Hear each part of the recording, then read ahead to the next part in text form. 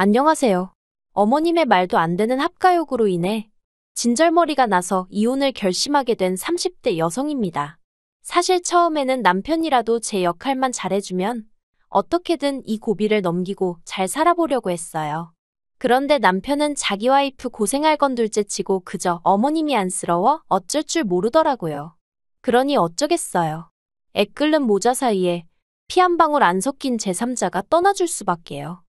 이제 와서 이런 이야기는 해서 뭐하나 싶지만 그래도 남편 같은 인간하고 어쩌다 결혼을 해서 이혼까지 하게 된 건지 이야기하려면 상황 설명은 조금 해야 할 것 같아요. 이젠 남편이라고 부르기도 싫지만 편의상 어쩔 수 없이 남편이라 칭하겠습니다. 남편하고는 직장 생활을 하면서 알게 되었어요. 다만 같이 회사를 다닌 것은 아니고 제가 다니던 회사가 있던 건물 1층에서 카페를 운영하던 사람이었지요. 저는 어려서부터 결혼은 물론이고 연애에도 그다지 관심이 없었어요. 그래서 직장 생활을 할 때까지도 누구를 진지하게 만나본 적이 없었죠. 그런데 카페 주인이던 남편은 저에게 무척이나 적극적이었어요. 그래서 약간은 분위기에 휩쓸려서 연애를 시작했습니다. 그러다 정신을 차려보니 어느새 제가 남편과 결혼 이야기를 하고 있더라고요. 연애 당시 남편은 시부모님 명의로 된 아파트에서 혼자 살고 있었는데 결혼을 하면 저더러 그 집에서 신혼살림을 시작하자대요. 하지만 솔직히 내키는 제안은 아니었던 게 남편이 살던 아파트는 지은 지 30년도 넘은 오래된 건물이었거든요. 건물 곳곳에 금이가 있었고 가끔 수도꼭지에서 녹물이 나오기도 했고요. 그리고 세상 어떤 여자가 평생 한 번뿐일 신혼을 그런 집에서 보내고 싶어 하겠어요? 저도 마찬가지였습니다. 으리으리한 궁궐 같은 집은 아니더라도 최소한 마음 편히 쉴 수 있는 그런 집에서 신혼살림을 차리고 싶었지요. 그래서 남편더러 그 아파트 말고 우리는 우리 취향에 맞는 곳으로 가자고 했어요. 게다가 저에게는 일찍이 분양받아두었던 아파트가 있었거든요. 여담이지만 앞서 말씀드린 대로 결혼 생각이 없다 보니 또래들보다 일찍이 어떻게 하면 혼자서도 잘 살까에 대한 걱정이 많았고 그 걱정이 재테크에 대한 관심으로 이어졌습니다. 나중에 남한테 아쉬운 소리 안 하고 혼자서도 잘 살려면 적어도 혼자 먹고 살 방법은 만들어놔야겠다 싶었달까요. 그래서 또래보다 이른 나이에 아파트를 사게 되었네요. 아무튼 결혼 이야기가 나오던 당시를 기준으로 길어도 3년 안에는 입주할 수 있는 상황이었습니다. 그래서 솔직히 그 허름한 시부모님의 아파트에서 신혼을 보낼 바엔 차라리 제 아파트에 입주할 수 있을 때까지 결혼을 미루는 게 낫겠다 싶기도 하대요. 그런데 시부모님께서는 무슨 그런 이유로 결혼을 미루냐며 크게 화를 내셨습니다. 제 말대로라면 2, 3년만 살다가 나갈 집인데 그걸 못 참냐면서요. 그리고는 저더러 신혼이 뭐가 그렇게 중요하냐고 저보다 더 힘들고 어려운 상황에서도 결혼하는 사람들도 많다며 배가 불렀다고 쓴소리를 하셨지요. 그래서 결국 울며 겨자 먹기로 남편이 살던 집에서 신혼살림을 차리기로 했네요. 하지만 결혼식을 앞두고 갈등은 그게 전부가 아니었습니다. 어찌됐든 집 문제가 해결이 되었으니 이제 더 이상의 잡음은 없겠지 싶었는데 하루는 어머님께서 당신 아들이 집을 해가는데 왜 너희 친정에서는 아무런 연락이 없냐며 예단하고 혼수에 관해 생각지도 못한 이야기를 꺼내셨으니까요. 그런데 그때까지도 저는 남편과 상의한 것은 아니었지만 예단에 대해서는 깊이 생각해 본 적이 없었습니다. 솔직히 제가 집을 해가는 상황이었으니 예단까지 해야 하나 싶었거든요. 그런데 어머님께서는 예단으로 어머님과 신우가 할 명품백 2개와 골드바를 요구하시대요. 뿐만 아니라 낡았으면 어떠냐고 2, 3년만 살고 나갈 건데 하시던 분이 리모델링 얘기를 꺼내셨지요. 당신이 알아봤는데 4천만 원 정도면 새 집처럼 고칠 수 있다면서 현찰로 4천을 주면 당신이 아는 분에게 고쳐달라 하시겠다나요? 게다가 저더러 어쨌든 신혼집이니 가전도 새로 좀 바꿔오라며. 정말이지 이 모든 이야기를 듣는데 어찌나 황당하고 어이가 없었는지 몰라요. 말문이 막힌다는 게 이런 거구나 싶었죠. 그래서 제가 어머님께 따지고 보면 저희가 들어갈 신혼집은 어머님 아버님 명의로 된 집이지 남편 집은 아니지 않냐고. 그런데 저는 제 명의로 된 말 그대로 제 집을 들고 간다고. 그런데 왜 제가 예단에 혼수에 리모델링까지 해야 하냐고. 이건 말이 안 되는 것 같다고 했어요. 그리고 이런 식이면 결혼은 못한다고도 말씀드렸고요. 그리고 지금도 그때를 생각하면 사람이 어떻게 결혼 전으로 이렇게 달라질 수가 있을까 싶은데 결혼은 못한다는 제 말에 남편이 보인 반응은 뜻밖이었습니다. 사람이 순해서 어디 가서 도통 싫은 소리를 하는 걸 본 적이 없었거든요. 그런데 어머님더러 예단을 받고 싶으면 예물을 먼저 주시라고 하더니 가전제품도 다 멀쩡한데 뭐하러 새로 사냐면서 나중에 새 집으로 이사 갈 때 장만하면 된다고 짜증을 내는 거예요. 게다가 자기 명의도 아닌데 리모델링을 왜 해라 마라 하시냐며 그러면 뭐 아파트를 자기 명의로 바꿔주실 거냐고 따지더라고요. 그러자 틀린 거 하나 없던 남편의 말에 어머님도 더는 뭐라 할 말이 없으셨는지 아이고 세상에 소리만 몇 번을 되뇌이시대요. 그리고 그런 남편의 모습을 보고 있자니 한마디로 이 남자 믿고 살아도 되겠구나 싶었죠. 그래서 우여곡절 끝에 남편과 부부의 연을 맺었습니다. 하지만 어머님과의 관계는 있는 대로 나빠졌던 탓에 어머님은 계속해서 남편의 눈을 피해 저를 미워하시고 못마땅해 하시더라고요. 뭐가 됐건 간에 저랑 관련된 일이라면 전후 상황 상관없이 불만이 가득하셨고 흠잡기에 여념이 없으셨지요. 그리고 저도 사람이다 보니 그런 어머님을 만나면 기분이 상하고 감정 소모하는 게 너무 힘들었어요. 말 그대로 웃는 낯에도 침을 뱉으시는 어머님이셨으니까요. 그래서 조금씩 어머님과 만나는 횟수를 줄여갈 수밖에 없었네요. 한편 결혼한 지 2년째 되던 해에 아버님이 돌아가셨습니다. 원래도 아버님이 지병이 있으셔서 결혼을 서두른 감이 없잖아 있었는데 결국 세상을 떠나셨어요. 그리고 시부모님이 생전에 인꼬부부 같은 타입은 아니셨는데 그래도 아버님이 돌아가시니 뭐랄까 어머님이 힘들어하시는 게 눈에 보이더라고요. 그리고 그런 어머님을 보면서 남편도 무척이나 괴로워했고요. 그래서 그런 남편을 위해 어머님을 향한 제 개인적 감정은 잠시 뒤로 하고 어머님을 챙겼습니다. 어색하긴 했지만 그래도 어머님을 모시고 좋은 데 가서 식사도 하고 쇼핑도 다니고 제 나름대로 최선을 다해서 살가운 며느리가 되어드리려고 노력했어요. 그래도 싫은 소리와 불평불만은 여전하셨지만 그럴 때마다 고마워하는 남편을 생각하며 참고 참았습니다. 그런데 제가 혹시 괜한 짓을 했던 걸까요? 솔직히 어머님이 저에게 고마워하셨으면 했던 것도 아니고 어머님 좀 챙겼다고 유세 부리고 생색낼 생각도 없었습니다. 하지만 호의가 계속되면 권리인 줄 안다더니 어머님은 제가 잘해드리면 잘해드릴수록 저에게 요구하시는 바가 많아졌습니다. 어디 호텔이 식사가 맛있다더라.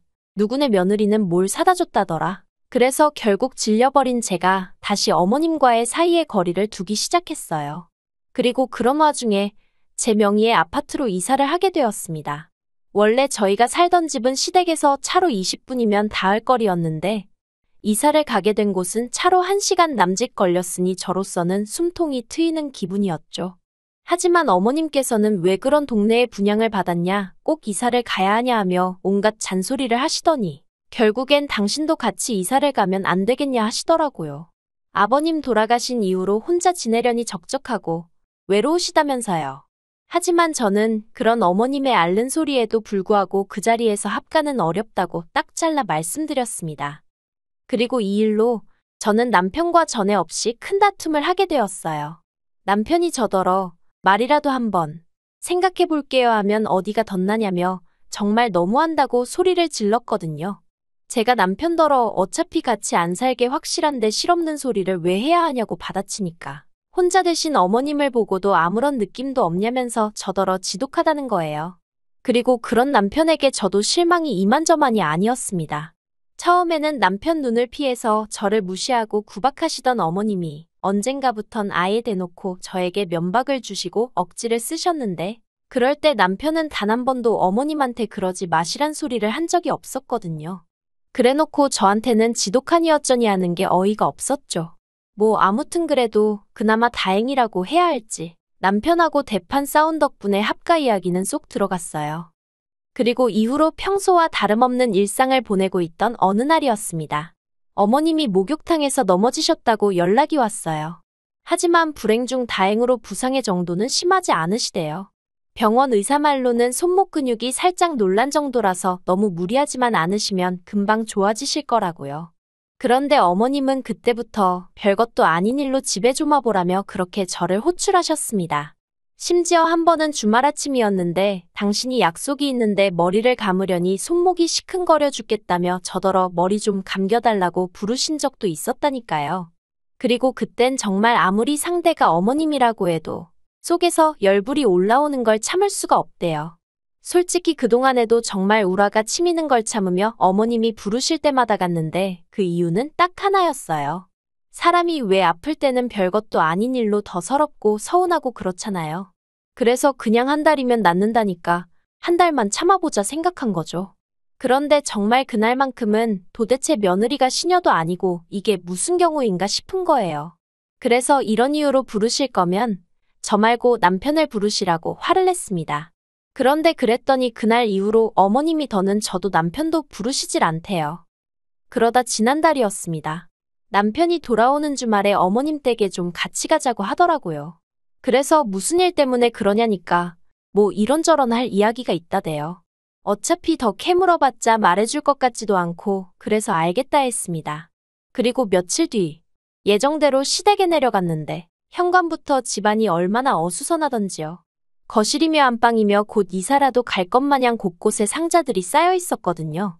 그리고는 곧이어 어머님이 당신이 할 이야기가 있다며 저더러 이리 와서 앉아라 하시는데 왠지 불길한 기분에 남편을 쳐다봤습니다. 그랬더니 남편이 제 눈을 피하대요.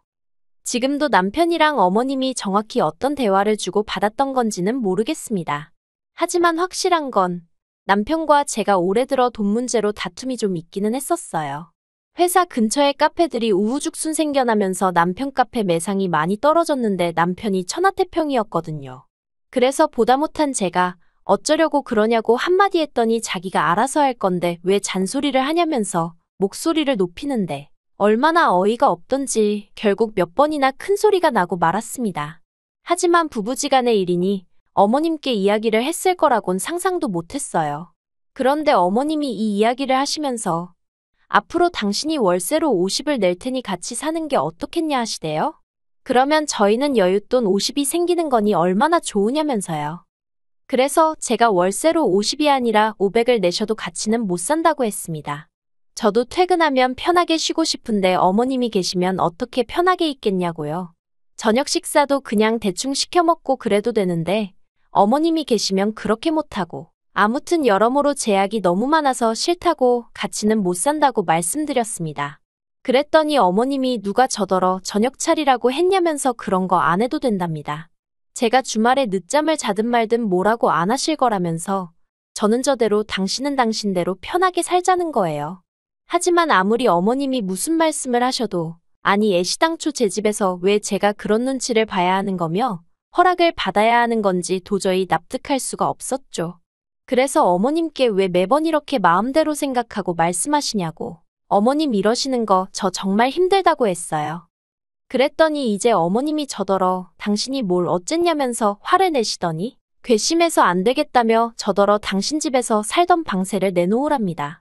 3천만 원을 당신 계좌로 지금 당장 보내라나요. 그리고는 하시는 말씀이 처음부터 제가 마음에 안 들었지만 아들이 좋아하는 여자라고 해서 꼭 참고 집도 내준 건데 저 하는 꼴이 아주 싸가지가 없다는 거예요. 그리고 그때부턴 저도 정말 할 말은 해야겠다 싶더군요. 그래서 그 거지 같은 집을 도대체 언제까지 우려먹으실 심산이시냐고 따졌습니다. 막말로 제 명의로 주신 것도 아니면서 뭘 그러시냐고요. 그러자 어머님은 이도저도 안 먹힌다 싶으셨는지 아이고 하는 곡소리와 함께 나오지도 않는 눈물을 쥐어짜내기 시작하셨습니다.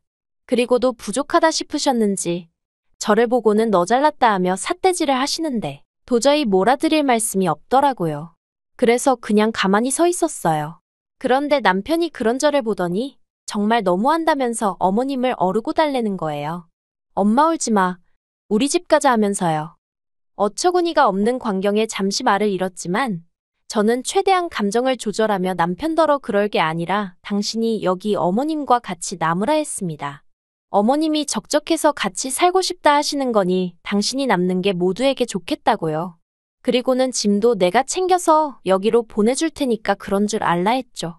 그렇게 당황한 남편이 어정쩡하게 행동하는 사이에 저는 제 차 끌고 집으로 와버렸습니다. 그리고는 여행용 가방에 미친 듯이 남편 짐을 때려 넣기 시작했어요. 생각할수록 어이없고 괘씸해서 엄마 울지 말고 우리 집 가자? 짜고 치는 고스톱이 따로 없다 싶더라니까요. 그리고 이튿날 날이 밝기가 무섭게 용달차 불러서 남편 짐이란 짐은 숟가락젓가락까지 실어서 시댁으로 보내버렸습니다. 그리고는 남편에게 이참에 어머님 옆에서 오래오래 붙어 있으면서 효도하고 지내라고 했어요. 당신 말대로 불쌍하신 어머님, 언제까지 혼자 계시게 할 수는 없지 않냐고요. 그랬더니 남편이 저더러 전화에다 대고 미친 엑스냐며 어떻게 이따위로 나오냐고 생난리를 치대요. 그래서 제가 당신이 어제 어머님 챙기는 거 보니까 알겠더라고. 당신한테 필요한 사람이 내가 아니라 어머님인걸. 그러니 내가 알아서 빠져준다는데 왜 난리냐고. 저도 지지 않고 응수했지요. 그랬더니 남편이 어이가 없다면서 후회하지 말라고 알겠답니다. 저더러 혼자 잘 먹고 잘 살라면서 못돼 처먹었네 그러는데 순간 이상한 감정이었어요. 솔직히 남편이 잘못했다고 싹싹 빌면 어쩌지 싶었거든요. 그러면 봐줘야 하나? 봐주면 또 이런 일이 생길 텐데 하고 걱정스럽기도 했고요. 그런데 오히려 지가 더 큰 소리를 내면서 알겠다고 하니까 어이가 없었다고 해야 할지 아쉬운 건 아닌데 허탈하고 황당했달까요. 그런데 더 황당했던 건 그날 오후 어머님한테 온 연락이었습니다. 어머님이 남편에게 들었다며 이게 다 무슨 얘기냐며 안 된답니다. 이혼은 안 된대요. 그리고는 당신은 아들하고 살고 싶었던 게 아니고 저랑 살고 싶었던 거라는 말도 안 되는 소리를 하시는 거예요. 아버님 돌아가시고 제가 너무 잘해드려서 좋았었다나 그래서 그런 거라면서 이혼은 하지 말래요. 합가 이야기도 이제 안 할 테니까 당신 아들하고 알콩달콩 살라나요? 그래서 제가 됐다고 했습니다. 어머님 아들하고 알콩달콩 살기도 글렀고 이제 트럭으로 준다 해도 싫다고요. 그리고는 어머님더러 효자 아들 두셔서 참으로 좋으시겠다고 아들한테 효도 많이 받으시고 오래오래 사시라 했지요.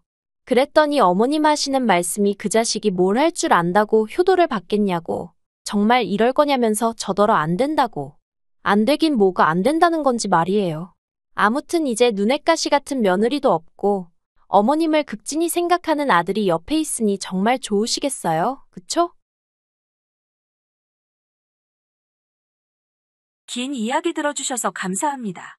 오늘의 사연은 여기까지입니다. 구독과 좋아요, 알람 설정해주시면 앞으로 더 좋은 사연으로 찾아오겠습니다. 감사합니다.